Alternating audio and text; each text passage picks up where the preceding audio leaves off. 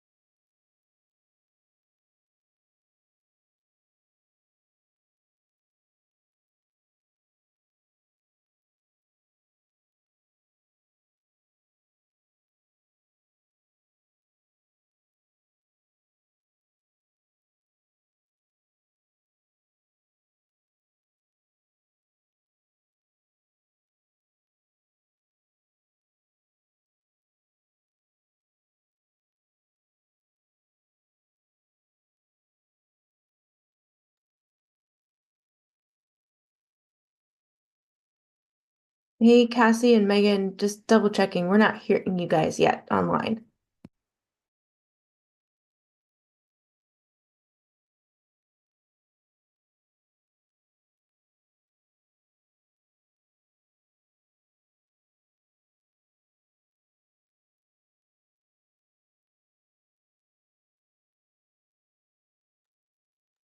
Is anybody else online hearing? I can hear you. I don't think they've started it yet. I'm Okay, guessing, but I'm just not sure. checking. I'll text Neil just to be sure. Sounds good.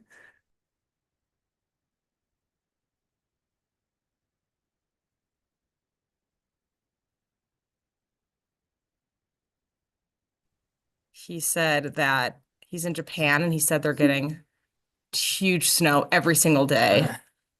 Jealous. So Laura's gonna lead our meeting as the vice chair, but she's virtual today. Sorry. Are we started? We're started, but you're not unmuted yet. Okay, good. You want to unmute? I Wait. think, yeah, we should probably go ahead and get started. We can hear you. We can hear Cassie, I think, through your computer. Oh. Okay, now can you? It's the first time that's ever happened. Can you hear us through the room? Can you hear the rest of the room? Yes. Yes. Okay, Laura, I think we're ready to get started. Okay. Well then let's officially get our Environment and Climate Committee meeting going. I'm sorry I can't be with you all in person. Our first agenda item is roll call. So I will go through that now. Andrew, Here. Covey, Here. Kelly, Here. I am here. Mark, I think is in Japan. Not with us today. Neil, Here. Nick, Here. Ray, Here. Rory, I believe is sick. Just double checking we don't have Rory. Okay, and Scott Here. and Smita. Here. Wonderful. Thanks everyone for being here. Our next item, oh, and then Cassie, do we do roll call for the ex officios as well? We do. Okay, I don't, is either Jackie or Sasha in? I don't think so. Okay.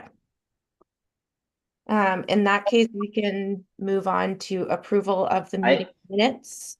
And Laura, I was just gonna make a quick comment that Jackie is no longer with Ben Lapine Schools, but they do have a new sustainability specialist.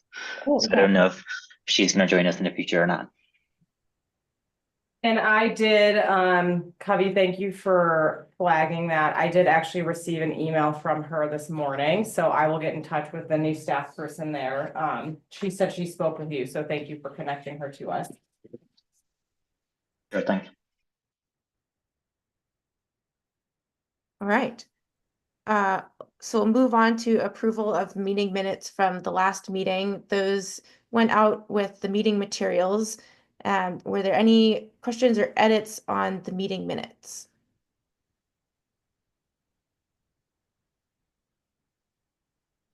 Hearing none, any opposition to approving the meeting minutes? I think we can consider our meeting minutes approved. And if there's movement in the room that I can't see, you all are really small. Just feel free to chime in. And so next we have public comment. And Cassie, I'm turning this over to you to check for any public comment.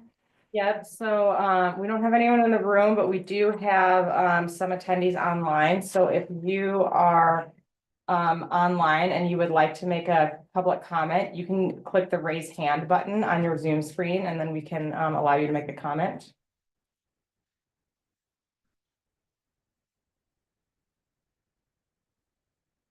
Okay, it doesn't look like we have any public comments, so we can move on. All right. Well, our next agenda item is staff updates. So Cassie, I'll keep it with you. Okay, perfect. So for updates today, the first sort of most pressing update is that we do have the electrification joint committee summit planned for February 24th. So in about a week and a half from 2 to 4 p.m. I have presented to AHAC and to BDAB to give them background of the project. They have each delegated, I think, 3 committee members from each of those committees to participate in that. So I sent an email out to our group to make sure that we have good representation too. We have confirmed Neil participating in that. I think Ray, you said you should be able to participate in that, right? Yes. And then I think it was Laura and I believe it was Scott, both said that they could potentially join for the second half of it. And I think it would be better if we had a third person that could just join for the whole thing, just because I'm not, just in terms of the meeting flow. Was there anyone else who was interested in participating in that meeting? And then Laura and Scott, am I correct that you two said that you could come for the second half of the meeting, or do you guys have clarity on like whether you can for sure do that and like what time you could be there, just so we can sort of figure out if we should plan on that or not?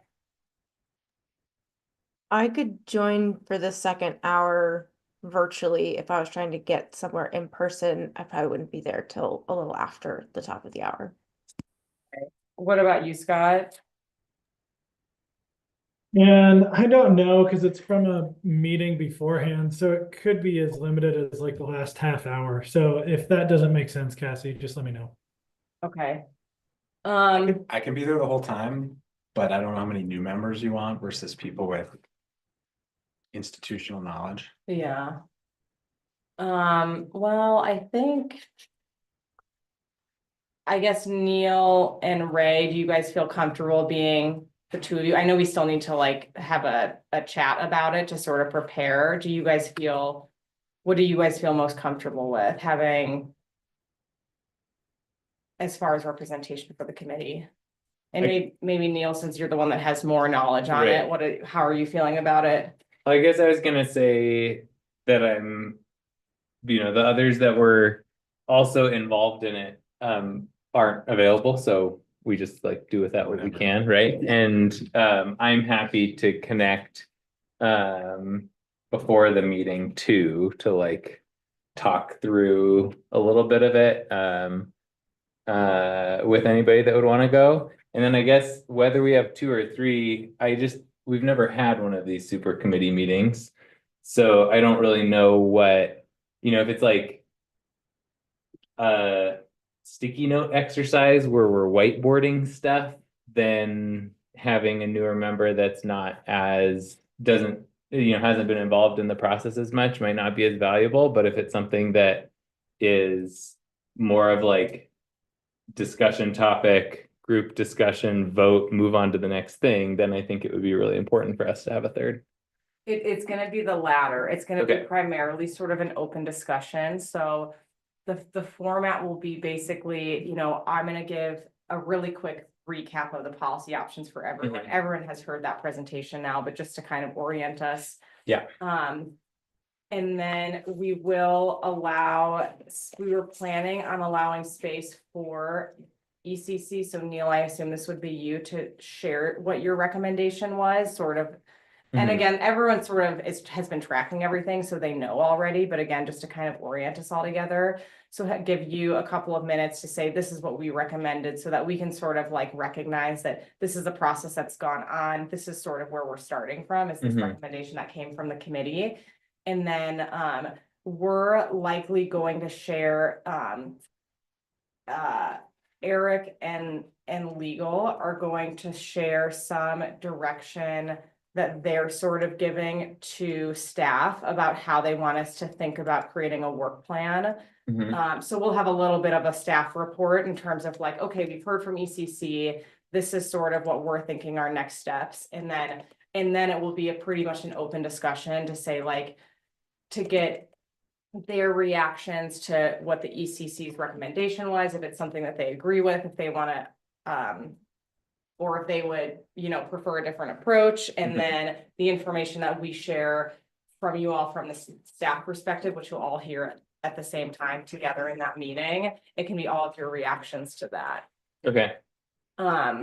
With the goal of you know, hoping that by the end we get feedback from the whole group. The perfect scenario is that we have alignment from the group, from a majority of the group on specific pathway that we want to move forward. And if we don't get quite, you know, I think we're partially just gonna have to see where the discussion lands.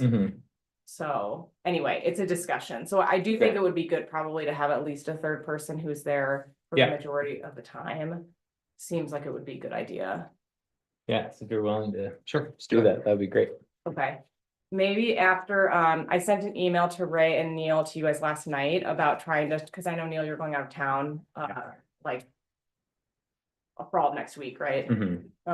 So maybe after this meeting today, we can just see if there's a time we can try to squeeze in a time to chat today or tomorrow. Yeah.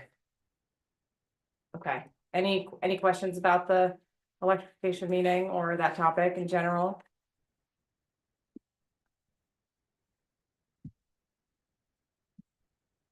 Okay. My next update is, that we've been, the city councilors had their goal workshop last week where they talked through, their ideas about what they would like to be included as our council goals for the next biennium.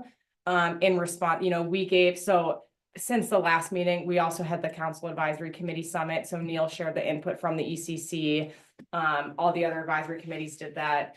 The council took a lot of other feedback, from the community about council goal input, and then they sort of synthesized that together in a 2-day workshop. So it's still very much, in the works right now, but I think that the main takeaway for you all to be aware of with respect to what you all recommended as your priorities, which we're actually going to revisit later today, is that there was general support and agreement with moving forward with those priorities. So we'll sort of plan on that, and we're going to have a longer discussion about that later today within the context of the CCAP work plan for the next 2 years. Do you guys have any questions about council goals? We have the mayor here with us, so she might be able to provide it. I don't want to put you on the spot. No, that's fine. Does anyone have any questions about the council goal workshop or how they're thinking about our climate action work as part of that? It sounds, council goal process sounds like a bear, so Yeah, congrats. it was good. It was many hours of talking. Yeah, So I think we're still gonna have, if you look on the little disc over there, there'll still be an area around climate and environment. You know, usually the wording gets changed. Are we talking about climate resiliency along with everything else we're doing? And kind of we talked a little bit about putting wildfire resiliency kind of under that mantle as a climate issue too. But continuing on, and I think a lot of the work that we would love you to continue to do that you're doing is identifying those priorities and like helping us figure out what we could do in the next 2 years, right? So these are the short-term things that we're going to be working on. Some of them are carrying over from the last time, right? Which we just talked about. But what that will end up doing is going into a work plan that will actually show the sequencing over the next couple of years. So as much as possible saying, hey, these are our top things to get done in the next 2 years. These are the things would be great if we could, but if they have to fall off to get these done, you know, that's sort of the exercise that we're going through right now. But obviously still want to continue the work that you all are helping us do and get the plan updated and get on to the next steps. So thank you. yeah. Thank you. Yeah. Okay, and then our last update was just a quick update about our outreach and engagement work. So we are still planning. Megan, at the last meeting, Megan sort of shared the big plan, including website updates, social media, some other engagement work that we're doing. So we are still on track to launch a new website as sort of the first step of that, and part of that project that we've been talking about for the last year or so in mid-March. And we are planning on sharing a draft of that content with the committee in about 2 weeks, and give you all the opportunity, if you would like to provide feedback and edits to that content. So we're not necessarily planning on spending committee meeting time on that, but giving the opportunity for those who are interested to review it more closely and provide feedback. So It's not something that you have to do, but several committee members have expressed a real interest in helping to shape some of that content. But it would be great to get everyone's eyes on it, and just make sure that we're sort of hitting the mark in terms of the goals that you all were hoping for when we were talking about this project last year. And then also related to the website launch is that we'd like to have an updated photo of the committee to put on the committee webpage. So we're hoping to take that photo in March. So that's just a little plug for as many people to attend in person as possible would be great, so that we can snap a pic all together. Great. Okay, and that's it for updates. We've never had a picture, have we? The There's a cast Oh, did. We have a okay. great photo of the cast. They're really Yeah, good, but we yeah. don't, we haven't done one for the ECC. Okay. Are there any questions or additional comments for Cassie on staff updates before we move on? Doesn't sound like it. So the next agenda item that we're going to move into is this CCAP action review. And this was in response to the discussion that the group had in the last meeting of just wanting a chance to kind of take stock of the modeling analysis and what we heard in the survey feedback to make sure that we're feeling really good about the actions in the CCAP update before formally moving it forward. Cassie, is there any other framing that would be helpful for me to provide, or I'm assuming that you're going to provide a little bit and that we're going to be diving into the Excel spreadsheet that was in the meeting materials. Yeah, no, that was great. That was a great tee up. So let me bring up the Excel sheet, but it's basically, as Laura said, what we want to do today, we're getting to the point where we're hoping that you all are ready soon to adopt the CCAP action list. And the information that we got in sort of the meetings at the end of the year, we came up with the actions in the fall, and then we got a bunch of information, the greenhouse gas modeling info, and then the community survey info about each of those actions. But we haven't really had time to like synthesize that together. And so what we want to do today is take the opportunity to sort of look at all that information together, like look at what have we learned about these actions that we proposed, and then have a discussion about, does what the data that we got from that, does that warrant any changes in our approach? Do we want to take some actions off? Are we missing something? So it's really the goal of today, and this is the primary agenda item for today, is to just make sure that we all feel like we have a good understanding of the actions, and we have a good understanding of the information we have about those actions, with the hope that we can get closer to being like, okay, we think we're ready to adopt this plan. In addition to reviewing the actions, we'll also, because when we talked about this last month, we had this discussion about this being a really big list of things, and how do we pick priorities from here? And so once we get through the action list, I'll also pull up what we had said for the council goal input as our prioritized list, because I would like to start with that list rather than starting from scratch, because we did sort of have a discussion. Start with that to say, these are what we have said in the council goal input that our priorities are for this biennium. And now that we have looked at the GHG info and the community survey info, like, does that still feel like the right prioritized list, or actually should we shift something? So that's sort of like the overall goal of this agenda item, if that makes sense. So I'm just going to go through each of them at the strategy level, try to summarize it, because it could take way too long if we get too detailed, but we can stop and if you guys have questions or comments on any of them, we can just do those as they come. So does that make sense to everybody? Yeah. Okay. Let me see, is this big enough for the people in the room? I'm gonna sort of Okay, sorry, it's one of those things, it's just, it's so much information, it's really hard. It's like you want to put it all in one spot so we can look at it together, but then it's really tiny. Okay, so our first in the energy supply category, the first strategy is provide, oh, the other thing too is that actually the way that these are ordered is in, I'm pretty sure this holds for all of them. It is in the order of greenhouse gas emissions reduction, like largest to smallest. And then we also have a column in C that shares if they're local emissions versus imported emissions. So that was a question that came up probably in December when we had the consultant here.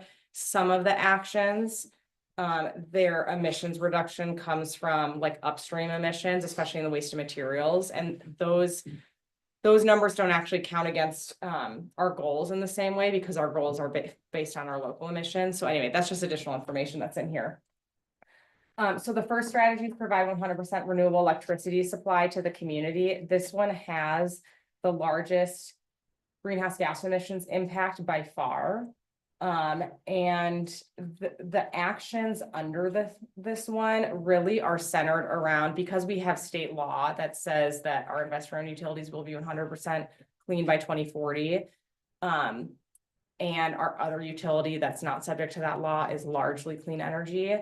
Our actions are really about just sort of our assumption is that they are going to meet those requirements. And so our actions are around just sort of monitoring their compliance with that and engaging as opportunities arise to make sure that they're doing that.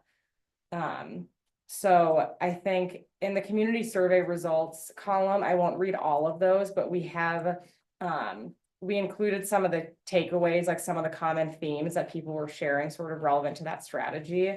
The ones in red are mainly concerns and challenges that people flagged. And then the comments in green were like comments where people were saying something supportive. A lot of them are in the red, but that's sort of the nature of the question. People just share their concerns. That one was had relatively high popularity in terms of priority. The next strategy is reduce emissions associated with reliance on and usage of natural gas and other fossil fuels. So this includes policies. I have a question. And I know that we talked about this with the consultants, but I'm just trying to kind of refresh my memory. So this column that we have for projected annual reductions in 2030, is that like cumulative based on some assumption of how far we'd be getting to that point? Or would that be just saying in 2030, if we accomplish this goal, this would be what the reduction would look like?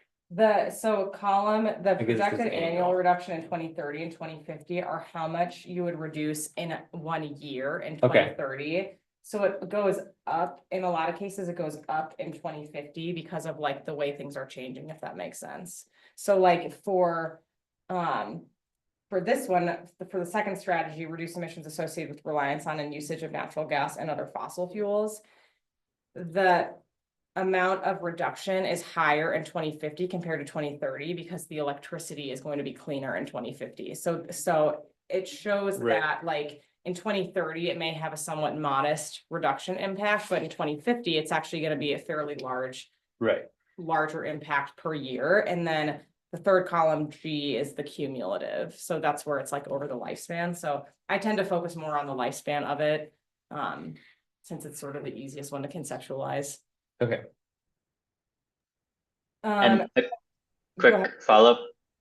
Yeah, quick follow-up question on that, Cassie, on the last piece you mentioned, that last column when it says 2025 to 2050. I think I'd asked this question with the consultants as well, but is that factoring in that it's in effect as of 2025 or 2030?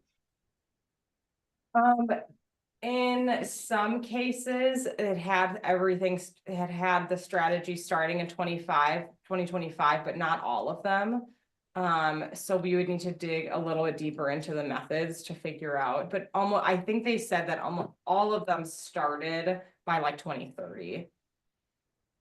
Okay, and I just wanted to, flag that.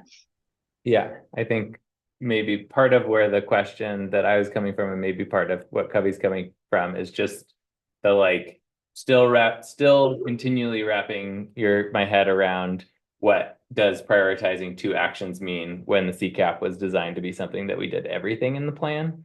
And so just making sure that we don't end up over forecasting success from projects that won't fit if we're only doing a prioritized 3 projects a year. And I know that we're doing more than that, and there's continual progress on other pieces, but that's the piece that it was really interesting talking to the consultant, because they had assumed adoption rates and assumed implementation rates. And I think that's the piece that I wish that I'd like kept better notes on, Yeah. because I think those are really valuable pieces to use in prioritization to say, hey, this is what they said the difference would be if we started this year or if we prioritized it in 2028.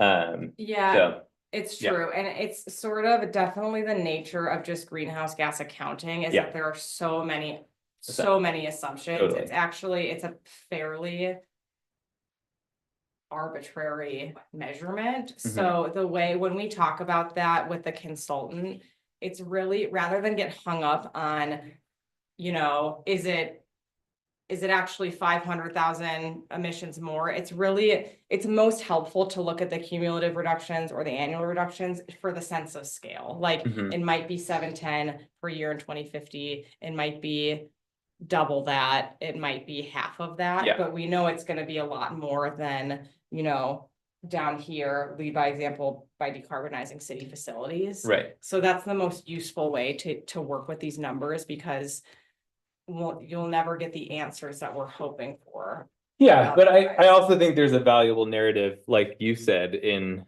it's the amount that the grid is getting cleaner over time is showing the value in the fossil fuel reduction thing, you know, changing. Like that narrative is something that's borne out through the modeling that also is really valuable in deciding when and how to do some of those pieces. Yeah, like the sequencing of things, the dependencies of things for sure. Right. Yeah. Thanks. So the second strategy is includes basically policies where we would be limiting natural gas in new construction or existing homes, and then also phasing out gas lawn equipment and replacing with electric. That one, a relatively lower priority level for the community. But you know, and that one is it's contingent, the emissions reductions are contingent upon success for number 1. So it assumes that the utilities will be in compliance with their those regulations. Number 3 is encourage solar and other renewable energy generation on residential and commercial buildings. So this is a large strategy that includes many different ways we can try to encourage people to voluntarily put solar on their homes and businesses. So it's incentives, it's community educations, it's workforce development programs. The Navigator program fits into this, new financing options, exploring permitting processes. Both of those are sort of subsets of incentives. So it's basically incentivizing and outreach and education to encourage people to put solar on their homes. This one also was a fairly significant greenhouse gas impact. And this one, interestingly, had the highest priority among the community members in the energy supply category, and maybe of all of them. Oh no, not of all of them. Anyway, this one was relatively popular. We also asked in the survey about the barriers for people from doing renewable energy projects, and the top 3 barriers that came up were it's too expensive was number 1. The second is that I don't have control over the energy sources at my home or business, and then the third was just that it's not important to them. So this information is helpful because it tells us, you know, if the biggest barrier is that it's too expensive, then if we wanted to create some sort of incentive program or some sort of program, we want to be targeting those specific barriers. Yeah, see. Yeah. Can you speak a little bit to the story of the cost on that one and maybe on the first one, which was the 100% renewable electrical supplies? That's just bill impacts on utility rates? The cost, I'm less familiar with the methodology of the cost off the top of my head. I'm assuming that for the first one, it would be bill impacts, because that's saying that it could be, you know, cost neutral to more expensive. Yep. And that's on a per metric ton Sure. reduction. This one, since it's $75 to $50 of savings, I think that would also be most likely, over time, the amount of money someone could save because they're using solar instead of purchasing energy. Thank you. The third one was pursue local renewable energy generation. So this was mainly local renewable energy generation projects that we could pursue. It had a relatively smaller greenhouse gas impact. This one was sort of hard to model because we modeled just a couple of projects that we sort of knew there was real potential for, but that's not to say that a project that is not on our radar today or that we're not involved with couldn't dramatically change that number. And then the last strategy in the energy supply category is leading by example by decarbonizing city facilities. So that's installing solar panels on public buildings, city buildings, and then also building and retrofitting city facilities to being all electric, which we do have a resolution committing ourselves to now. So that one is smaller just because of the scale of city facilities and public facilities, but relatively popular. People definitely, that's come up in every survey I've ever done at the city, is people saying that they feel there's real value in the city leading by example. Do you know, because it's interesting that one doesn't have an available cost. Is that projected to save the city money? Or are we anticipating? Well, addition? the solar panels will, but it's a pretty long ROI. Okay. The all electric, I just don't think we have enough information about our electricity use and what the rates of that will be to have come up with a meaningful estimate for that. Okay. So it's like unknown budget at the moment to make those policies real. Yeah. Yeah, I mean, so like the building and retrofitting city facilities, like the construction costs, that's part of what's looked at when we're designing a facility is like the alternatives of using the gas. And I don't remember the numbers off the top of my head, but it was similar enough that it wasn't seen as a barrier. I don't know that we did the analysis on the long-term operational cost because it's hard, especially with a brand new facility. Like we don't have a baseline to measure it from. Sure. It's a really different type of facility than anything we've had before. So it's a little hard to have good numbers on that. Yeah. Okay, the next, I wish I could, anyway. Are you guys tracking this okay, or should I freeze this top column? Would that be helpful? Well, I think I will have it up. You guys are, okay. I feel like it's not gonna work. Okay. I'm just doing this. So that's energy supply category. In energy and buildings, the first one is supporting policies that reduce greenhouse gas emissions in buildings. There's a little bit of subjectivity in deciding which policies go in energy supply category versus which goes in energy and buildings when we're talking about natural gas policy specifically. So this strategy is specifically about supporting, which is like state level legislation to encourage energy efficiency of buildings. So the type of advocacy work that we've done in the past to support the REACH code or support the resilient and efficient buildings package, those types of things. So we don't have specific data on that because the impact of that was seen the same from a modeling perspective as the second strategy, which is just that you're modeling the assumption that all of our buildings become more efficient. So the second strategy is sort of similar to the renewable energy strategy, where this is a strategy that says that we will encourage voluntary upgrades in energy efficiency in residential and commercial buildings. And again, it sort of includes various ways that we can do that through outreach and education and incentives and workforce development. This one was the highest, has the highest greenhouse gas reduction potential for energy and buildings.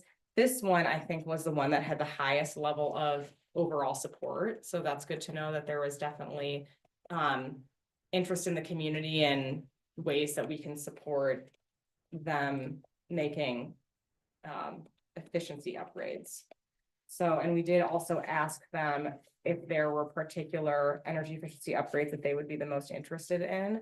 And the number one response was upgrading my installation. Number two was installing an electric heat pump, and number three was installing an electric water heater. And then we also have information in that column about the barriers too, with it's being too expensive as being the main barrier. The third strategy is about implementing benchmarking and disclosure programs and building performance standards. This one had a lower, it's sort of, it has a sort of a moderate greenhouse gas reduction impact. It had a lower level of support compared to a lot of the other strategies. This one would be, if you're talking about a building performance standard, it is like a regulation. So those ones tend to have lower levels of support. We also have also just like a nuanced commercial project that wouldn't necessarily have a lot of community understanding. for sure. Yeah, it's just, Yeah. it's kind of like a wonky thing. And Cassie, question on this one. Are the savings based on, or the emissions reduction like an incremental to the state? Because I know there is a state program. I cannot remember off the top of my head. That is a good question. Sorry. I would have to look at the methods for that, if it was like the whole program or an additional amount. The third strategy, the next strategy in energy and buildings is promote smaller homes and denser housing options through incentives. So that is, the actions in that are mainly stuff that we do as part of our housing work to try to encourage more types of housing for people, often which are smaller because they tend to be more naturally affordable. So we've done a lot of work on that in the past, and a lot of our land use work sort of continues to facilitate that type of development pattern. So that one also sort of a moderate greenhouse gas impact from the local emissions. When you're including imported emissions, smaller housing has really substantial greenhouse gas reduction impacts because smaller houses get filled with substantially less stuff, which is where a lot of those imported emissions come from. That one, sort of something that stands out is that the way that the modeling did the cost, which I do not have details about what went into that, but that one has one of the higher savings potential amounts, and was also fairly popular. Do you know where they landed in terms of like number of units that would be smaller than the forecast, like percent of new units built? Well, this one, smaller? the modeling was based off of average square home size. And I forget what our average square home size is today, but the target was that the average square home size is 1,600 square feet. So that's sort of, obviously there's smaller and larger ones than that. And that's what they based the GHGs off of. Okay, like an average new unit was 1,600 square feet. Yeah. Or like the average of new units, because you might have obviously some big homes, but then a lot of smaller. So that's energy and buildings. Any questions? And I guess also maybe I'll just check in, like, does anyone have any reflections they want to share so far on the two energy topics? Because we're going to switch gears into transportation and waste materials, which are sort of different. Is anything surprising about this? Is anything like, what are your guys' feelings about it? I'll offer a couple thoughts. On a bunch of the energy stuff, and where we're looking at going to 100% on, say, elimination of natural gas, renewable electrical supply, swapping out certain appliances. I think the reality is the last 10% is going to be very difficult and very expensive. And so there are definitely going to be sort of 80-20 dynamics where for half the cost, you can get to 90% and then move on to some other cost-effective option.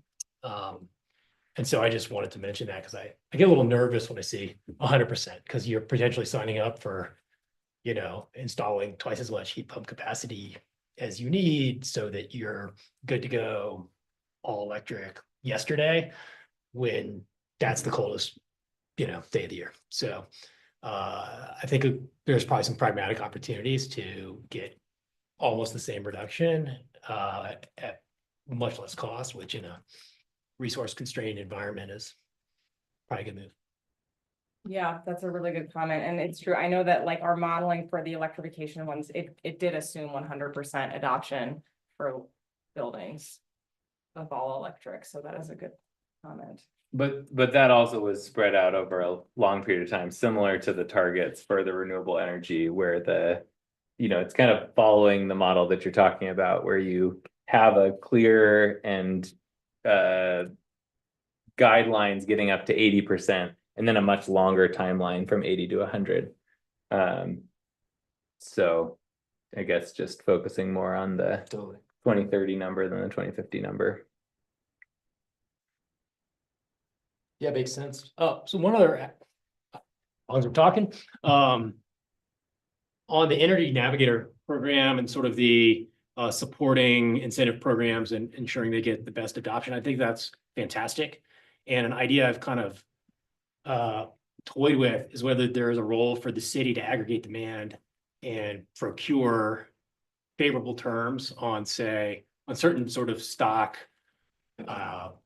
appliance replacements, for example. Because I know I work quite a bit in this area, and some of those retrofits, they're just incredibly expensive. I mean, it says in here they're expensive, but they're real expensive. And even with very, very aggressive utility and federal subsidies, they're just a very hard sell.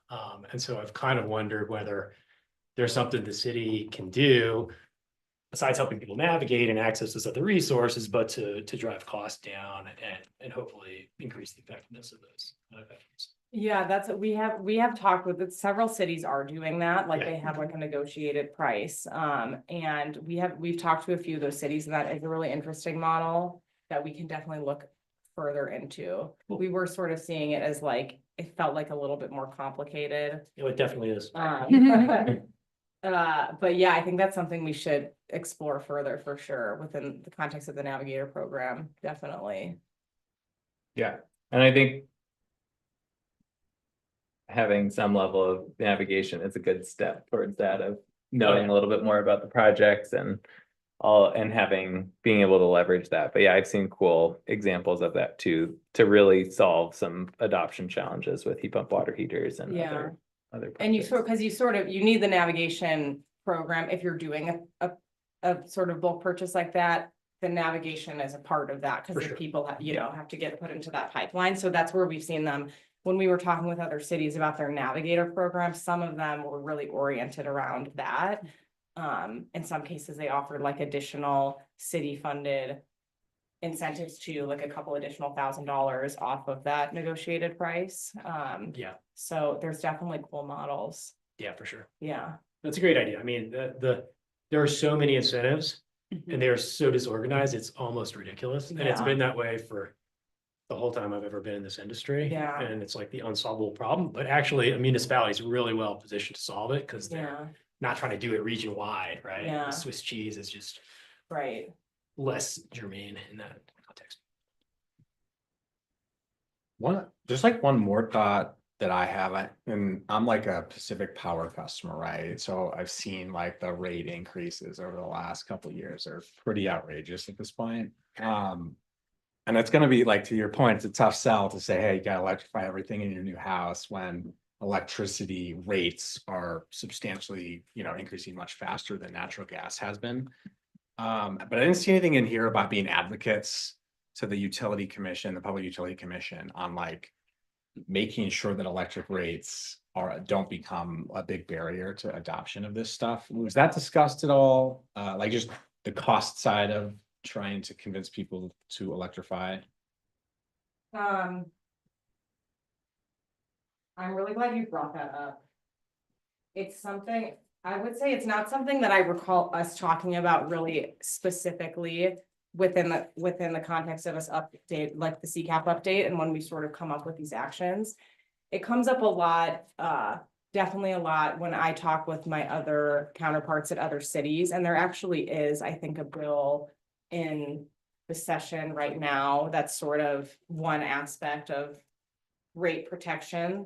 So I know it's something that other cities are really tuned into, in particular Portland. I think I think that concern is going to be potentially, when we have the electrification joint committee meeting next week, potentially one of the biggest discussion points from the other committees, you know, and we've talked with the Affordable Housing Committee and also BDAB, particularly Affordable Housing Committee, and that's like their number one thing is they're like, it's especially with the rate increases, it's seems like it's just going to be more expensive to have an all electric home. And so I think it's something that we need to be talking about for sure too.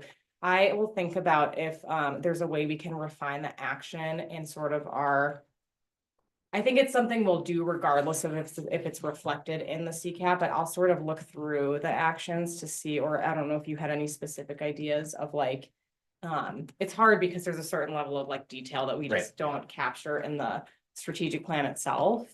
But I'll take a look and see if there's somewhere that we want to sort of just like flag that that's something that we're paying attention to, whether it's advocacy opportunities or just making sure it's something that we're like including as part of our discussion. Okay. Yeah, and Cassie, I'm just looking at that strategy, and it seems like it could fit under the action around ensuring compliance with clean energy targets and just weaving in like an affordability reference there. I feel like we could make that more explicit pretty easily. Yeah. Yeah, I think it's critically important because we are throwing around a lot of financial metrics about cost impacts on folks, and you know, the ROI on this sort of fuel switch thing got 30% worse across the board on January 1st, and it's like that matters. That's hard. Yeah, it's tough. Yeah. It's a question that even I've had individual counselors reach out to me with like, hey, this is a question I'm getting from the community. How do you respond to it? You know, and I don't think there's as easy of a response as we would like to think there is for it, you know, which is sort of what I shared with them. So be better if we're going the other direction. Yeah. Exactly. I'll see too when I'm sort of refining some of the actions in response to this conversation. I can in the Navigator program integrating something about like the bulk purchase coordination as part of that strategy.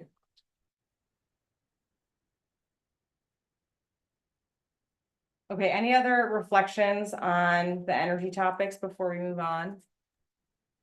I had just a couple.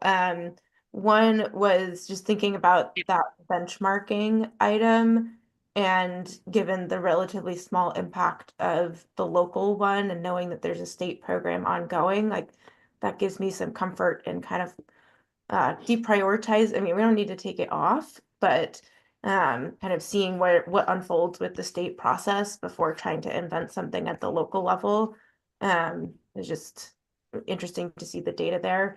And then just in terms of encouraging upgrades and the many incentives available, Rory did flag via email that the state's navigators page is like they have a beta version online now. The acronym is HIPPO, and they actually have like purple hippos on the page. It's pretty cute. And kind of useful. I played around with it a bit this morning. So yeah, there are some resources at the state level that are starting to come forward, and connecting to those probably makes sense. The one other thing I'm keeping an eye on is the greenhouse gas reduction funds, which there's obviously some uncertainty there, but if those contracts withstand all of the federal funding freezes, that's potentially an opportunity to be looking at ways to bring down costs of especially renewable energy installations. Thank you. And they're also, so that one-stop shop was the bill that made the HIPPO, which is a tool that's like kind of still in beta. They're still working on refining that and making it really useful, but it is just a website. And there is a bill this session that our local representative is chairing, that's One Stop Shop 2.0, that is exploring the idea of a statewide navigator that might involve some local implementation. So I think and we've talked about this, but just keeping an eye on that, to see how that can either complement or integrate with whatever we're doing here locally. Yeah, we'll definitely be tracking that one, and sort of in some of the discussions we've had, I think we don't see that statewide program as being a reason to not pursue our own, because we know there will be like still like a value of a local component of that, but tracking what they're going to be doing. Also, it's probably going to take them a really long time to stand up their program. So even if we had something for a year or two, and then we can sort of integrate that with the states, maybe we can scale some of ours back because the state's doing that for us. Maybe we can use some of our learnings to help inform that state program. And it sounds like there's a potential model where they actually look for local implementation partners anyway, in which case we would be really well positioned to sort of plug our program into whatever that model is for them. So it actually seems to me like, because they're working on that at the state level, it almost raises the importance in my mind, because there's all this nice synergy sort of coming together to make that have a lot good impact. I 100% agree with that, Cassie. I think that's exactly right. Great, thank you. Okay, one final one, Cassie, for you. Well, a two-parter. I think the disclosure stuff is pretty underrated at 12% approval. I mean, it's perceived as a burden, I know it, but it's actually quite a perk to know what you're buying if you're buying a house or something like that. Lower, no cost, pretty consumer friendly in my view. So I'd probably upvote that one. And then on the incentives, which are of course popular, everyone likes incentives. I would just draw the distinction that it kind of depends on who's paying for the incentive, right? If it's local money that's taken away from something else, that's real different than if it's making sure that Bend avails itself fully to all the federal funding that may be available. So I think there's kind of a tactical distinction there that's pretty important. For sure.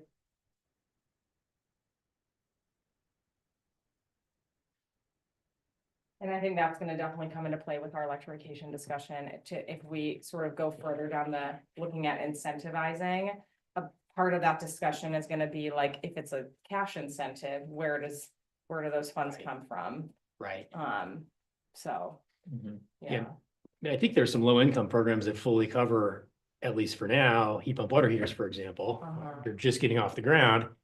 I mean, the city of Bend ought to capture as much of that as possible, right? Yeah, exactly.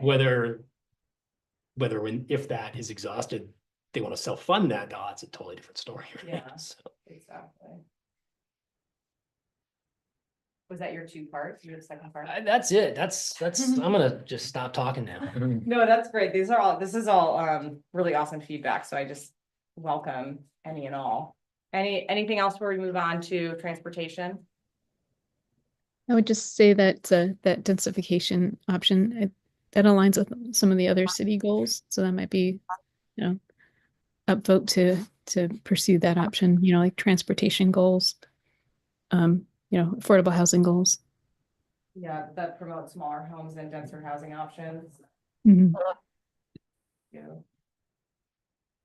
Yeah, I think that highlights some of the challenge that we've had of recognizing some like big carbon impacts of things that show up in our plan, but we won't prioritize because they won't end up on our work plan.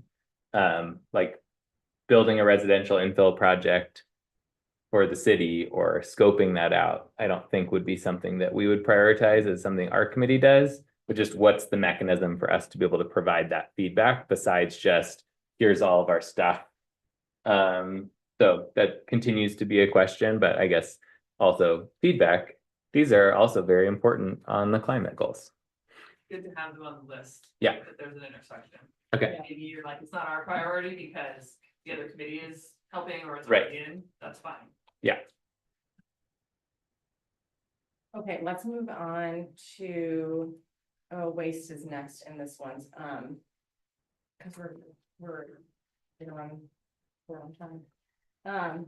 Okay, so for waste and materials, the first strategy is improve waste recovery through recycling. So this includes, both outreach and education strategies to encourage recycling, also some sort of programmatic and infrastructure initiatives to make recycling easier. There is this a relatively new state law called the Recycling Modernization Act that is changing the recycling system statewide in a way that is going to help us meet a lot of these recycling actions just by sort of complying with that state law and some of the infrastructure that's going to come into place from that state law. So that one had the highest GHG reduction from waste and materials. The waste and materials one is sort of the wonkiest with the greenhouse gas emissions reduction, because this is where a lot of our strategies about like waste prevention, for example, instead of recycling, have less of a local emissions reduction, but they have a really high imported emissions reduction. So we have reflected primarily the local emissions. And anyway, it makes it a little bit hard to understand and piece out the waste and materials ones. And Cassie, a question on that. Yeah. Just to make sure I understand correctly. So the numbers that are in the columns here are just the actual sector-based emissions, so the local ones that are listed here. No, these actually do include both the local and the imported, if it says that. And the reason I know that's true is because if you go down to the promoting low carbon food choices, which is entirely imported, it's like a huge number. That's actually the biggest one. But in terms of the order, I think that it's ordered in terms of the local. So we don't, the ones that have both local and imported, we don't have it like broken down. Like W1, I don't know, for the recycling one that has both local and imported, I don't have here. It's probably in the spreadsheet somewhere, what portion of that is local versus imported. But if it says imported over here, like the low carbon concrete is next, these would be the imported emissions. Okay, that makes more sense. I was gonna, just like a flag for me was, if we're just looking at local, I would be surprised for the recycling for that W1 to be so high. But if it's imported as well, then it would kind of make a little bit more sense. So next on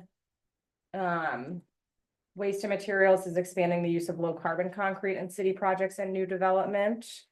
That one is mainly imported emissions, also not super popular, but kind of like a topic that's a little technical. People don't understand very well.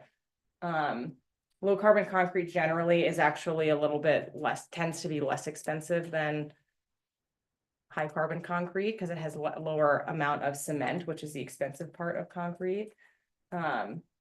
So some potential in that. We have not done a lot of action in that area. The next strategy is about improving food waste recovery.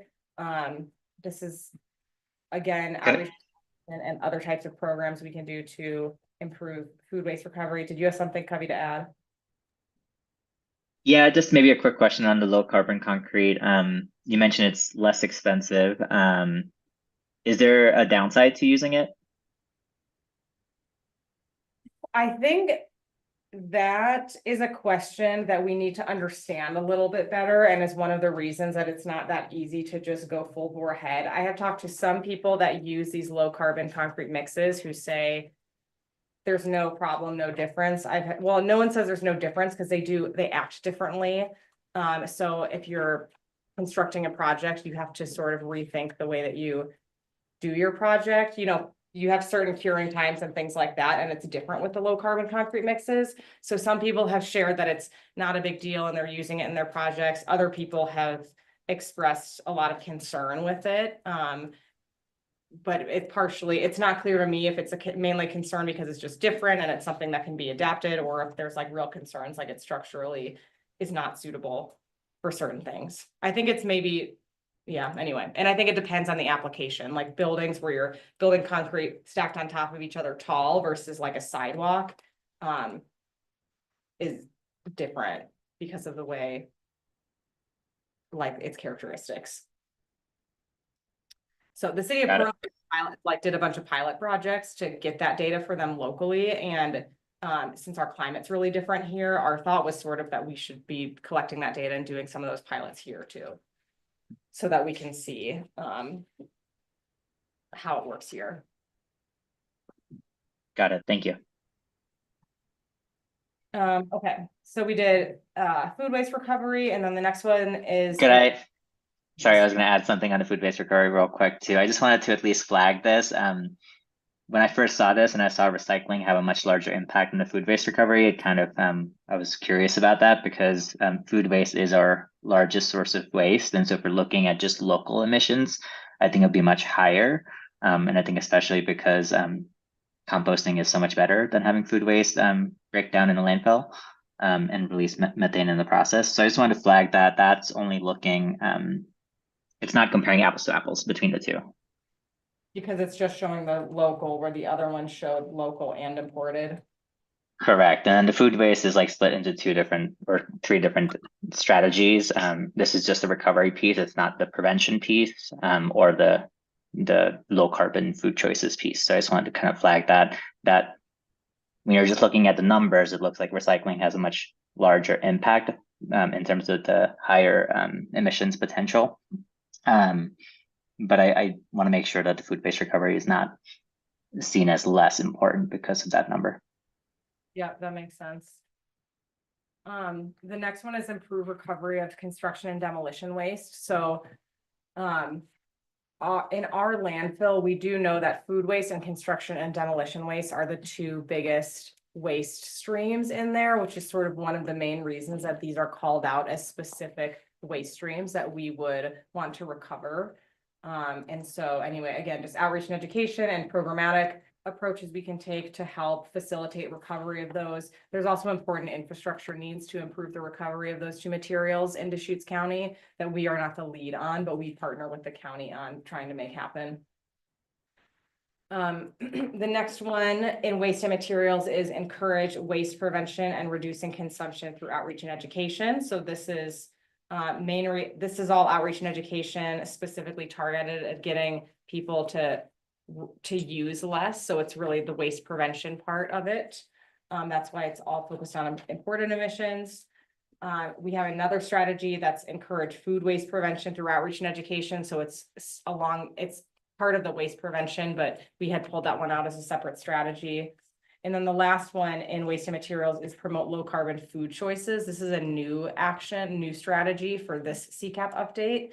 And that one did actually have really significant imported greenhouse gas emissions reductions, which was interesting. It really is like an outlier in terms of how large that was.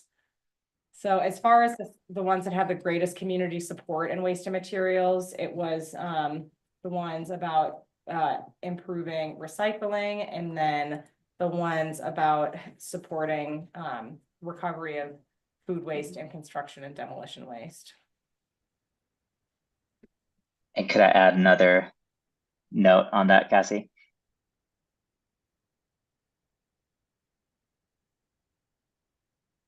You may. Did you hear me? No, it cut off, I think, for me. I just wanted to note, I guess, a couple pieces with W5. W5 has a lot of different actions. And one of the things that I'm a little curious about this. I know it's hard to quantify. We've had many discussions about quantifying emissions for consumption-based emissions when it's outside, and especially things that are like, reduced reuse based, where it's not a recovery side, but it's more about reducing consumption. That's really hard to quantify in terms of how much impact any work would have. But just the fact that the recycling has a higher emissions potential, to me, just feels a little on its face. I'm not sure that rings true for me, because I think if you can have a percentage decrease on the reduce and reuse side, it has a much higher overall impact. So I think I just want to kind of share that with the committee as something. And one other piece I want to mention for W5 is I just noticed this. I think this might have come up in one of the earlier working group discussions, but the strategy before was encourage waste prevention, reducing consumption through outreach and education, but some of the new actions we've added are not specifically outreach and education. They're actually more direct action based. So if I just want to suggest taking out the words throughout outreach and education for that strategy to be more similar to all the other strategies in that section. So it would just be encourage waste prevention and reducing consumption. Since some of the actions are actually like demonstrate city leadership or actually have like repair, like encourage reuse and repair through actual work. Yeah, that makes sense. It's like includes sort of those programmatic approaches. And other things. That makes sense to me. And I will comment on your observation about the GHG impact of recycling over the waste prevention. I've had the same reaction to that. Like it sort of doesn't pass the gut check. And I've had actually multiple conversations with the consultant about it. They have sort of tried to assure me that this is the best data that we have for that, but you and I can maybe have a follow-up discussion and I can pull up my specific notes if you're interested in that. And we still have a contract open with them. We're still finalizing. I have a list of questions I'm going through with them about some of the assumptions made. So we can talk further about that if you're interested. I would be. And I think the same note for W6 too. The food waste prevention, I see the low carbon choices having such a high impact, but then food waste prevention, which is, 1/3 of all food is wasted. So I think there's a lot of potential, but it's again looking at what numbers are they using in terms of what's feasible in terms of reducing that. Is it 1%, 2%, 5%? And so I think it is hard to quantify. I understand that. I just want to flag that there's, I think, more potential than what is listed for some of those for W5 and W6 specifically. Thank you. Okay, any other comments on waste materials? I would like to move on so that we can get to our other agenda items too. I was just gonna ask Cassie before we dive into transportation, how much time are you wanting to hold for the implementation recommendations and agenda review? I think as long as we have, I would like 20 minutes for that. Okay. We still have the work plan to discuss as well as a quick lunch break. So yeah, thank you for checking. I think we're good now, but it would be good if we can move on to the work plan by 12:25 or something. Okay. So maybe you want to do transportation and take a lunch break and then dig into the other items? Yeah, do the transportation and then do lunch break. Unless you all are sitting there starving, but It'd be good. I'm sure everyone is sitting here starving, but I think it'd be good to get through the transportation. And then we'll do that. Okay, so for transportation, our last sector, we have the first one being encourage community-wide electric vehicle adoption. So this includes expanding access to public charging, expanding access for charging for people who live in multifamily developments, expanding workforce charging, and then conducting outreach and education to promote electric vehicle adoption. EV adoption does have one of the largest sort of all the strategies potential for emissions reduction. And it was not, I don't know why we don't have the priority for that one. The survey, the buckets were different because they changed for the actions weren't 1-to-1. Okay. So that's why there wasn't survey results on that one. Okay, thank you. Encourage bike and pedestrian travel. So this is mainly, we have a transportation system plan that sort of lays out our transportation strategy as well as our general obligation bond, which just sort of lays out a lot of our planned investments over the next 10 years or so. So we're mainly encouraging bike and pedestrian travel through sort of that programmed work that we have aligned with our TSP. So the actions in here sort of call out specifically the aspects of the TSP that were really focused on bike and ped. We also added a strategy about improving safety based on crash analysis data, and then expanding bicycle parking at key destinations. And Bike and Ped also has a relatively, this is one that it's sort of hard to model because you have to make assumptions about mode share, shift. And there's a little bit of debate about how much to estimate for that, but it had a high level of support among the community and a moderately high greenhouse gas reduction impact. Increasing transit ridership is the next strategy within transportation. We don't actively develop the transit network, but we do, of course, have a supportive relationship with the agency that does. So a lot of the actions in here are the ways that we can work with those partners to support it. There's a moving towards mobility hubs in Bend as sort of the new transit model, having multiple smaller mobility hubs around the community rather than one primary transit center. So we have a role in that. And so the transit kind of covers that. We also have a new one we added about supporting the use of transit to recreational destinations. So sort of this idea of having like frequent shuttles for some of those frequent destinations.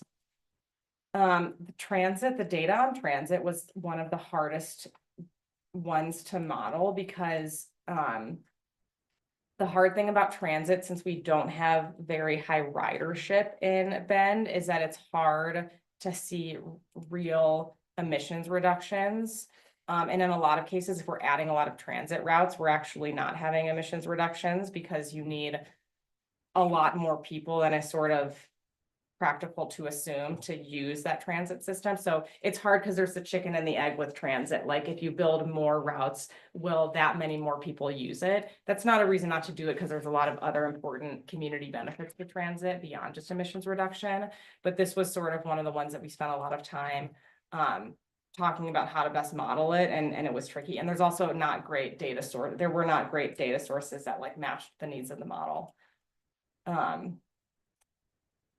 The next strategy in transportation is promoting the use of carpooling and van pooling.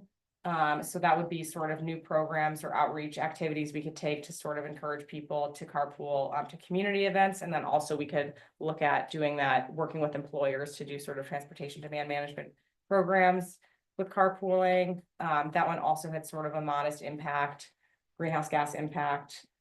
Lead by example by converting fleet vehicles to electric and alternative fuel vehicles. Again, sort of small community impact, but because our fleet's only so large, but pretty high level of community support along lines of that, people being supportive of city leading by example. And then we have these next two actions are they're new actions in this CCAP update. One is trying to incorporate using land use policy and transportation planning to encourage VMT reduction. So this was something we were already doing, but we did not explicitly include it in our CCAP before, but with that working group, and I think this makes sense, trying to just make that connection more clear because land use does have such a strong correlation with transportation related emissions. So the actions in there are all sort of things that we do for our land use planning. And it's just saying that we should be making those land use plans in ways that sort of promote bike and ped travel, which we're in a state where that's sort of required by the state anyway. And then actually making sure that we're following through with implementing those land use plans. And then the last one was establish financial incentives to drive behavior change in transportation. So that is looking at things like additional paid parking districts, incentivizing TDM programs, and then continuing to explore a city gas tax as a funding tool. So those are also discussions that have sort of happened within the transportation ecosystem for a long time and will continue to be discussed. So of the transportation, I guess the one that had sort of the highest community support was the bike ped, and then this one, which was the using the land use policy and transportation planning to encourage VMT reduction. Any questions or comments or thoughts, reflections on the transportation section? One question is, do we not have anything about electrifying transit? Or I mean, I know we have the fleet vehicles. Does that include transit? Your comment about adding emissions by adding routes was just getting me thinking about that. Obviously, that's expensive and the financial side may not work out, but do we have that in here?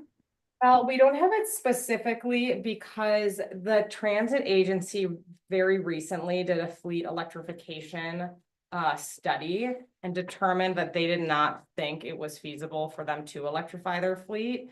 That could change over the long term, but since they sort of recently did a study and took the position that they're not moving in that direction, it didn't make a ton of sense for us to sort of try to, insinuate that that's what they should be doing when they did a comprehensive study and sort of decided that's what's best for them. So I think that's something that, when we're updating, I don't see that happening in the next 5 years because of that study, but potentially when we're, when that CCAP is updated again, the situation could have changed substantially enough that we could look at that again.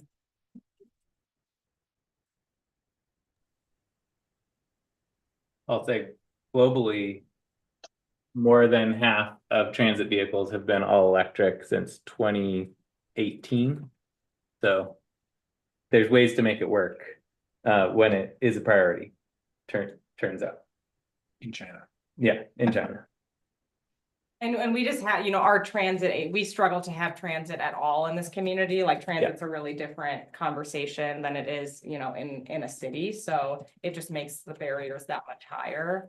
So realistically, the barriers need to come down probably a little bit on costs and things like that before it's really feasible for us. But potentially as our transit system evolves, I think the other thing is that there's potentially over the longer term, a movement to more smaller types of transit vehicles instead of buses, and things like that will be more suitable to electrification. So I think in the next 5 years, we'll see, a lot may shift that could change that. Yeah, different vehicles and different routes. It's not about your hardest route, it's about your easiest route. Yeah, exactly.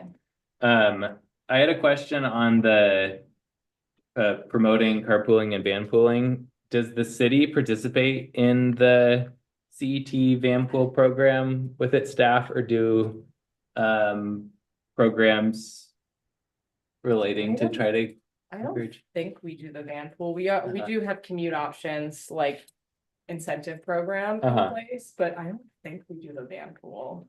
I have not heard of it if we do. And just a random question, do employees have to pay for parking when they're working at downtown offices? Yes, Okay. well, there's a free option and a paid option. It was, Okay, yeah, it has gone back and forth a few times in the last few years. Currently, we have one free area, but if you want a more convenient area, you pay. okay. Because that's also a program, like a lead by example, that's maybe not as public, but. We did it, Okay. we switched to Yeah. all paid, and then it got a little tricky, I think, potentially with labor Okay, unions or something. I can't remember what happened. Is there any thought to encouraging smaller vehicles? I mean, gas or electric, in terms of both just being fewer emissions and then certainly accidents, risk, and some of those other externalities are just way bigger for the bigger. Yeah, we have not talked about it in the CCAP. I don't know, Neil, if in your involvement with the transportation world, if it comes up specifically. it comes up as a challenge for sure. The one positive piece in that direction that I saw was, and I don't know where it stands now with changes in federal administration, was including in safety ratings through the 5-letter acronym. Yeah. NHTSA, that's it. Was including like, if you hit a pedestrian, how much damage are you going to do? So like, not just safety for the inside of the vehicle, but the outside of the vehicle. Yeah. To try to highlight exactly that challenge, that it's like a race to the bottom. I will say in the city, because, and with like bigger vehicles and a lot of people liking bigger vehicles in the city, we run into the challenge as a city with trying to enforce parking stalls, our minimum parking sizes being bigger than other cities when you have required, if you are in one of the weird cases where you're required parking. So definitely has an impact, but I don't know what the city can do. That's a good question. Yeah. Okay, maybe let's break for lunch, and then when we come back, I'll ask you sort of a global question about like, how are we feeling about this list? Like, are there any sort of glaring we've heard some feedback, which is great, but sort of now that we've looked at it all together, glaring omissions, glaring things we need to change, and then we'll shift that into that sort of work plan, which I think is sort of part of that discussion, because it's sort of how do we take this big list and come up with something actionable. But so anyway, think about that when you get your sandwiches. Great. And then let's try to reconvene in 5 minutes. 12:27.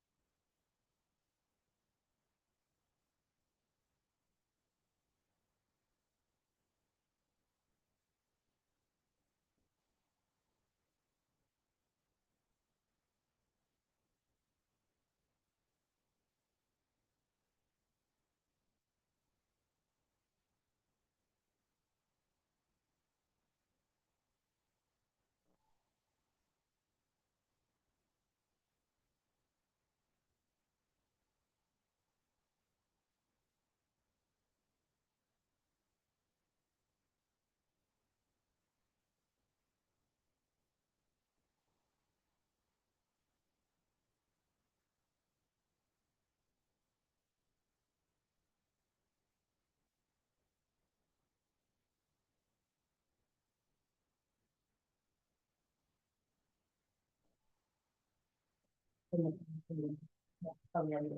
okay. Hey Laura, I'd like to get started again. Are you there?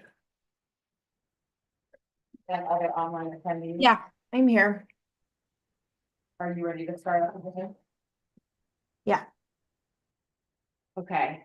So online attendees, if you're there, we're starting up again. So as I said, before we sort of close out just this actions, we are trying to get to the point where we, propose this list of actions to council. Do you guys feel like, are you generally comfortable with this list of actions? Are there glaring omissions? Big changes? We talked about some refinements that I'll address, but like, do we feel like we're close to being ready to adopt this once we also talk about prioritization? Is the current ranking supposed to denote the priority? Like, is that how we're communicating that? No, not necessarily. So we'll talk next about sort of what we have flagged as the priorities for the next biennium. And I would not say that, it's not meant to be like, this is the prioritized list.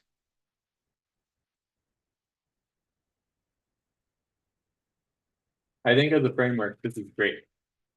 Like, broadly speaking, it seems like it's summarizing a lot.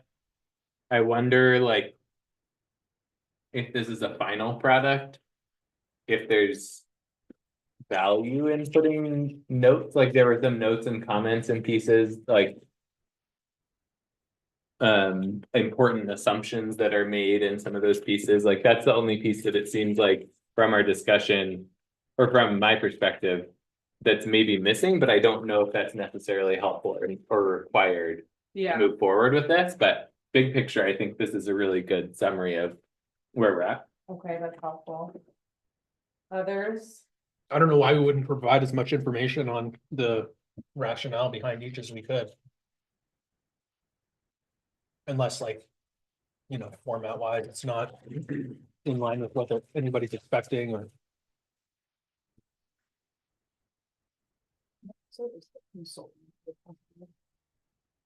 The housing stuff for the recent year.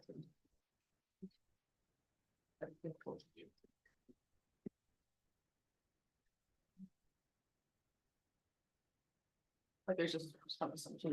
Oh, yeah. Okay, so potentially find a way to just sort of incorporate some of those, like the notes, the considerations that don't like fit in the actual action description. I guess I have a comment and a question. My comment is I tend to agree with Neil that I think it's a good comprehensive list and we have the opportunity to fine tune what we spend our time on based on all of those considerations and sort of which of the specific actions rise to the top. And then my question is, what is the final format that we'll be looking at in terms of adopting the CCAP? Is it this table or some sort of spreadsheet form or a written report? Just thinking like, what are the opportunities that we would have to add that context in narrative versus a table or other? Good question. I was planning on the final deliverable, keeping it sort of simple and essentially taking this new, this information we have on the spreadsheet and putting it into, recreating the tables that we have from the first CCAP. And then sort of like attaching it as like CCAP update. So we can include a narrative portion if we need to, for sure. I wasn't thinking that we needed to sort of like rewrite, the original CCAP is long, has a lot of framing on guiding principles, strategies, and things like that we didn't revisit as part of the update. The update was really focused on the actions. So my vision for it was like, we have the CCAP, and then this is sort of like the update is mainly focused on this, the actions themselves. So in that table. So we didn't have a column in that one. I mean, in that one, we sort of had little descriptions actually underneath some of the actions. So I would maybe just put it in like that. Like that's in the original CCAP, we have the ones that required something, like if we're like, we really want to make sure that like the comment about electricity rates and being cognizant of the affordability impacts as they go up. We just had some of that sort of written in the table in like a small subtext.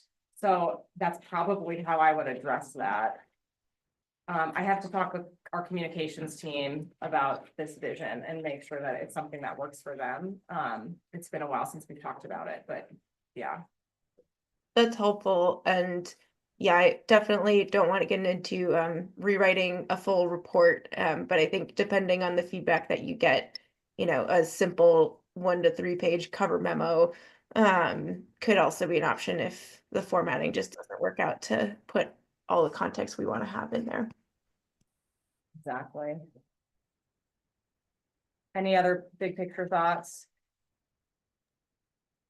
Cassie, if it's easy, I think a little more specificity on where the costs and benefits fall in that cost column. Because I know there's some cases where this is a direct savings to the city because they're shifting to lower cost materials potentially, or this is a direct investment to this in promoting something or running a program, but it's going to save the citizens of Bend, some cash or whatever. Just kind of like if it's disaggregated in some other spreadsheet and can be easily presented as the sort of directional impacts cost-wise on different people or groups, that would be helpful.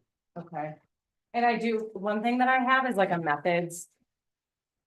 It's just an Excel sheet, but it sort of explains like the data sources they use and the key assumptions.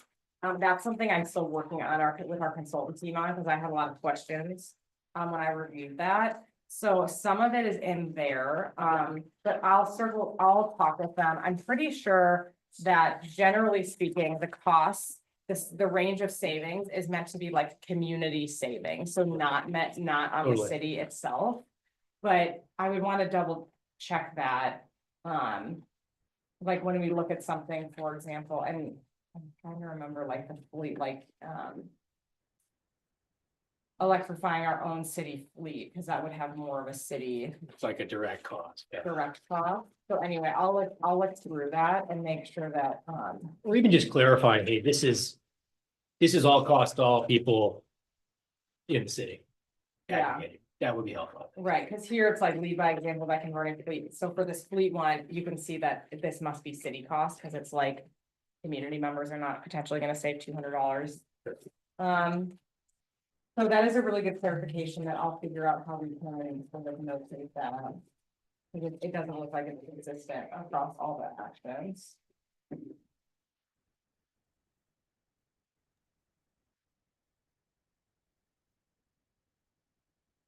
Okay. Any other thoughts? I was gonna, 2 quick thoughts, Cassie.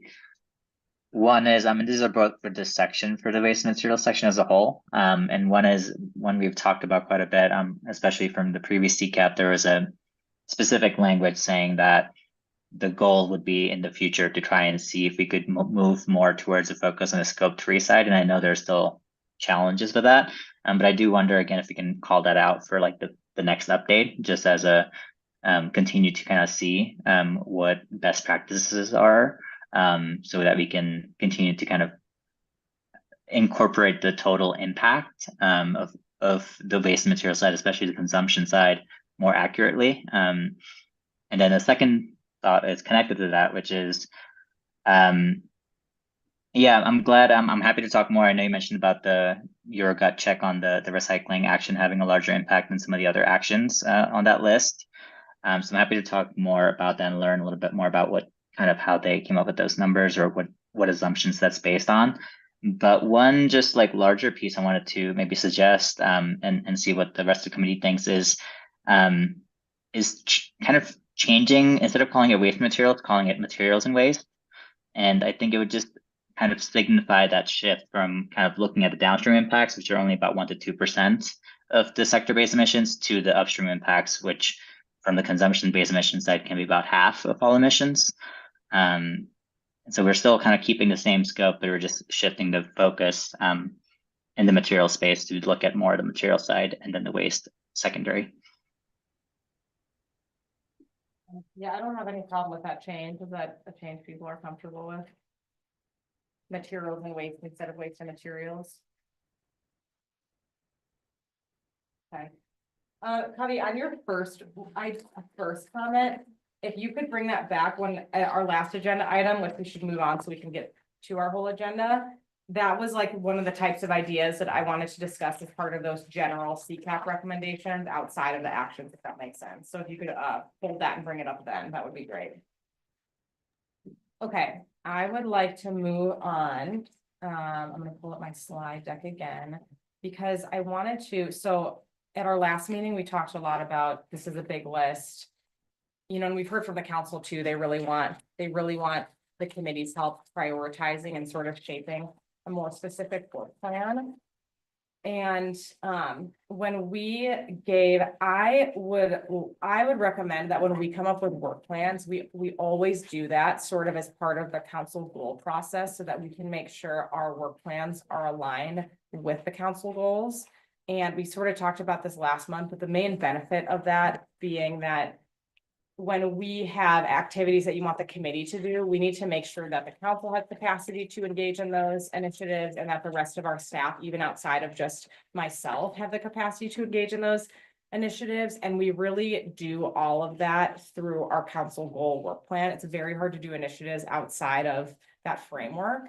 So I know when we came up with our council goal input in December, I made it sound like we did not have to commit to those priorities as our work plan, but after thinking about it, I do think that the priorities that we came up with for the council goals, in my mind, they make sense as our current work plan. And then moving forward, we would revisit this work plan every time we're sort of preparing for council goals. So what we have on the screen would be what I would propose that we sort of frame as our 25 to 27 work plan. And then we would be, you know, and so we have the big list. This is a subset of that list. And these are actions that we're already sort of in the works, and we really need some focus and prioritization on to really make these projects move. And then we would revisit a work plan in the fall of 2026, I guess, which is sort of when you start preparing to provide input into the next council goals. So what we had included for council goals and what I would propose as our work plan includes the following strategies: develop and execute an outreach and education program, which Megan is leading. And we know that we really want to focus on, just have a lot of focus on doing that well this year. Develop and launch an energy navigator program, which we've talked about quite a bit, and we have support from the council sort of through our electrification discussion. Develop electrification policies, which is a placeholder for whatever comes out of the electrification summit later this month. Expand public EV charging infrastructure. This is something that we've had a lot of interest in over the last couple of years, and we've had a really hard time actually getting any public charging infrastructure. So having that highlighted as a focus, it would probably not fall under my department and this group, probably other departments, but something that would be part of this committee's priorities.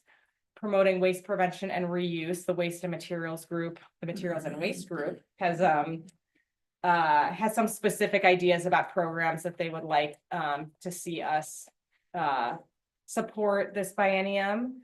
And then encourage VMT reduction, which again, probably wouldn't necessarily be anything that this group or I would have to work directly on, but sort of highlighting for the council that anything we can do that's sort of supportive of VMT reduction would be a priority for this biennium. So those are sort of the CCAP actions that would make up a work plan. And then we have the two other pieces, which we'll talk about also today. Are these sort of like they're not CCAP actions, but they're like mechanisms that we need in order to be able to implement the CCAP actions. And they include launching a community partner grant program and then identifying and securing a sustainable funding source for CCAP implementation. So I want to have a discussion specifically about those the bottom two in a moment, but I would like your reactions on this as a work plan. Most of you should have seen it. Might be newer for the new committee members, but this is what we submitted for our council goal input. are you guys comfortable with this as the work plan for this biennium and this whole concept of aligning the work plan with council goals in general?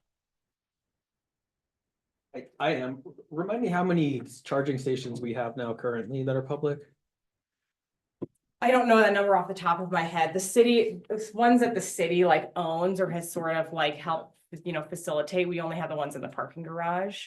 But there are other public charging stations on private development. We have very little like that are Probably under 30 locations with chargers that are public. Yeah, I can think of that. I mean, I can think of the ones at Bachelor, but Yeah. those are the ones that I see. Just like, I felt like one that I would like to see, just based that summarizes some of the stuff, is like something along the lines of the city walking the walk in terms of adopting clean technology. That's embedded everywhere and it's obviously in the city's control more than some of the other outcomes. So it felt like a summary item that's like, the city adopting clean technologies.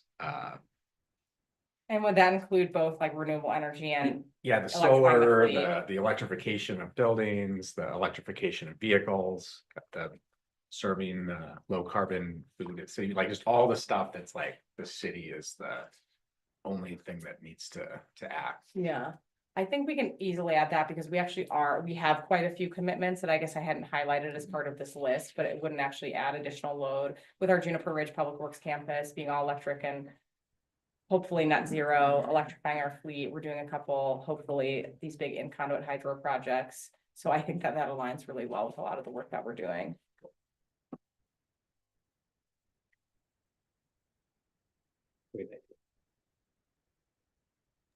I think the only other piece that's not in here explicitly is any kind of state or, utility regulatory advocacy, policy advocacy work.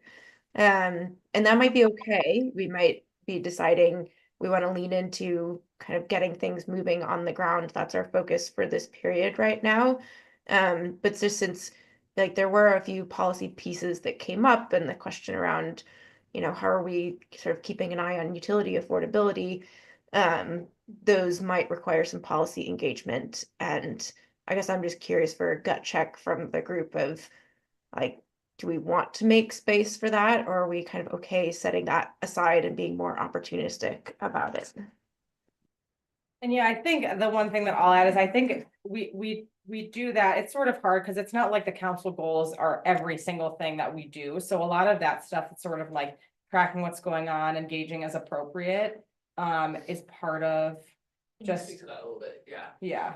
Yeah, so I can, I think it intersects with a lot of your work. I would encourage you to focus on the actions locally rather than the larger advocacy stuff, because council is sort of, that's our responsibility to take that on, and everything in this plan informs, right, when we go up the chain for advocacy. An example though of like just stuff that's going on right now that's really on our plate is like clean energy tax credits and elective pay. Just wrote a letter to our senators, just signed on a letter with a bunch of other cities advocating to federal. And I don't want to have a process where we're like checking with you about, yes, we're all aligned on that page, right? We all want to do that. And so we're trying to catch that stuff as it comes in. We also have a process of legislative priorities that we did this year a little more formally. And I think as we do that again for the next session, we can think about looking down at the work plans of our committees and seeing, are there anything here that intersects with anything that's going to be happening in Salem that we need to know about, so that we can just be cognizant of that. But I don't think we need too much of a push from this committee on those areas. I think by prioritizing these things and we say, okay, one of the things on your work plan is EV charging infrastructure. If there's a bill in Salem on that, we know we're aligned, right? Or the electrification policy, the cost of energy is going to be, and cost of electricity is going to be a part of that. And we're aware, and we will, as the League of Cities is already doing, and cities across the state are talking about cost of utilities for customers. So I think there's a lot of alignment there already. So I would say, I don't think a lot of the energy of this committee needs to go towards making sure we're advocating. We will be, and we are, and we'll use your priorities to help us to do that too. So I think that's helpful. Yeah, perfect. Thank you. That was super helpful.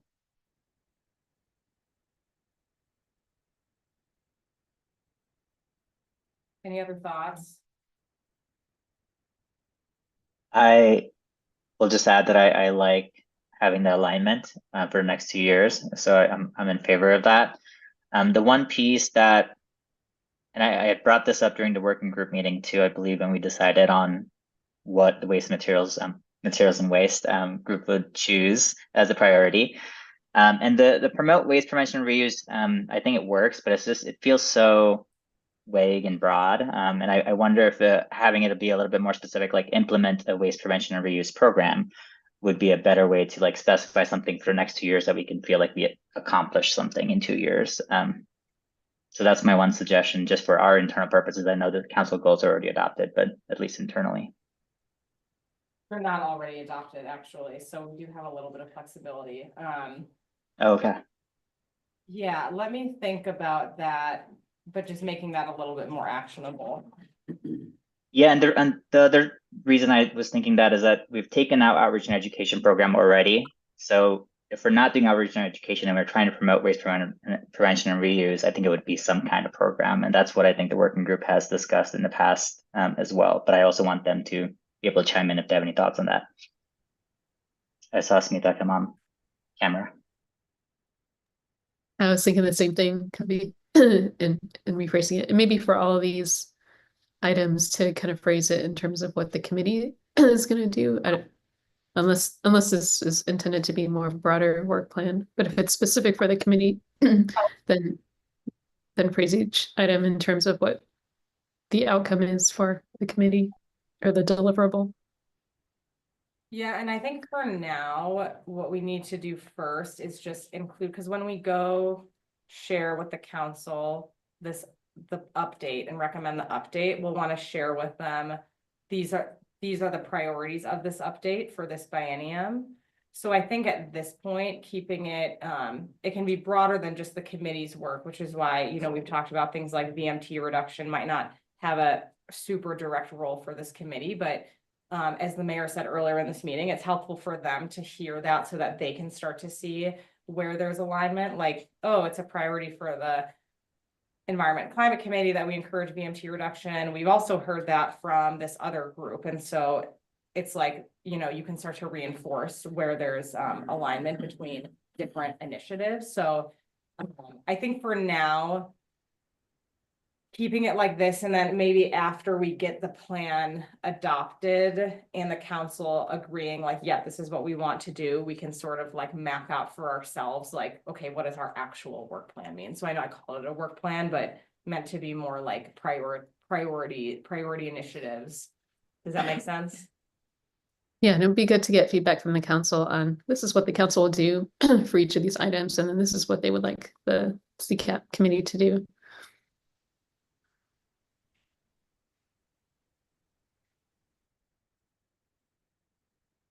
Okay, are we comfortable moving on? Because we only have a few minutes and it's related.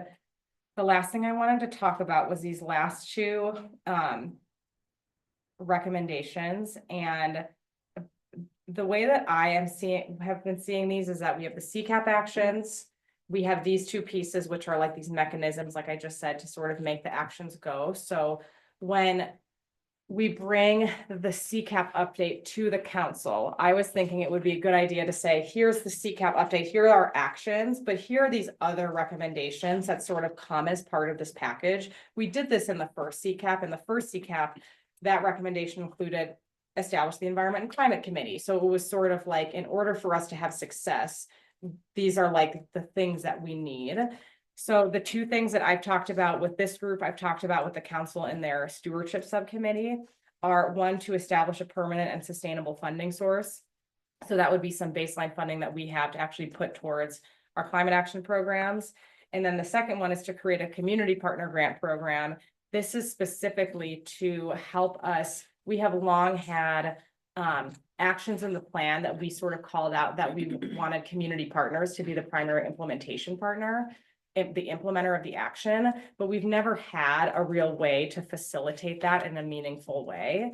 And so we see the community partner grant program as a way that we can engage and support the community directly so that other entities can be implementing some of these climate programs and we can establish sort of a formal relationship with them. So that would look like us giving grants to organizations in the community that are implementing some of the CCAP strategies.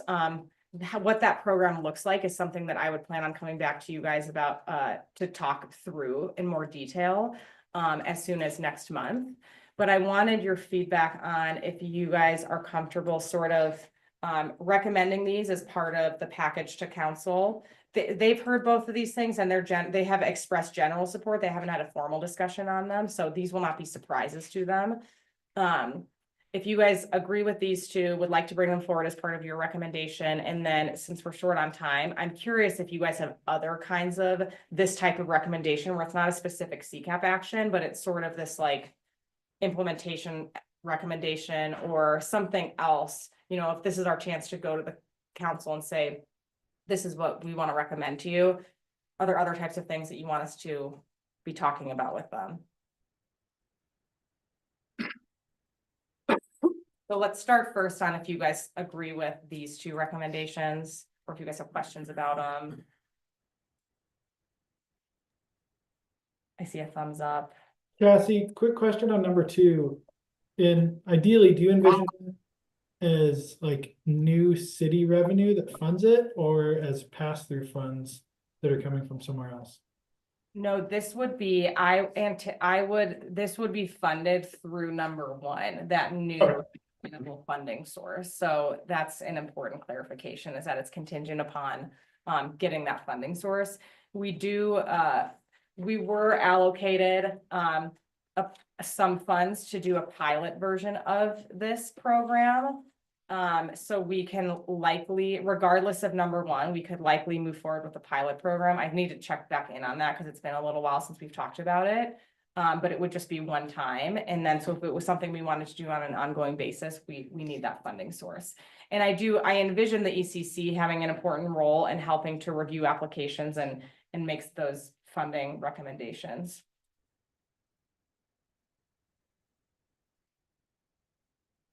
So I have a question on number 2. I mean, I understand these two go together. You definitely need to get a permanent sustainable funding source. There's a lot of resource intensive stuff that we might want to do. So we'll need some of that. And then 2 strikes me, and I don't have the background, of course, but it's kind of specific. Like it's an excellent implementation mechanism for some activities, right? And we've got some real local expertise in the nonprofit sector around specific elements of the plan. But in other cases, it might be a contract, or the city needs to directly use the money to electrify its fleet or something. And so I guess I'm asking if the community partner grant program as a recipient essentially of the funding from number 1, is that a sort of exclusive thing, or is that one among many implementation options that might be determined depending on priorities? Yeah, the sustainable funding source wouldn't only fund the community partner grant program, so it would be sort of like a subset that's allocated to that each year. So we can have a discussion about how much that should be in a given year. Okay.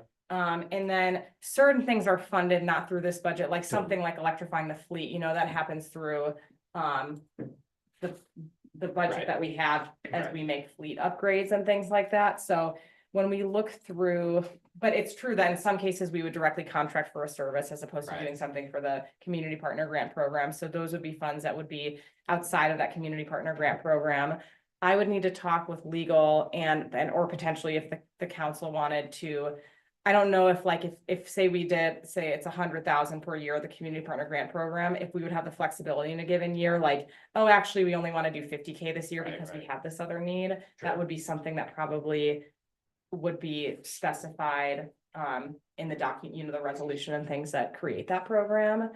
So that's something I could look into, like how binding the amount would be year to year. Yeah, it seems like having some flexibility is appropriate, and probably also, I mean, also a great idea if you're potentially going to be gathering more funding to have something you're going to use the funding for them together. Yeah. Sounds good. Yeah.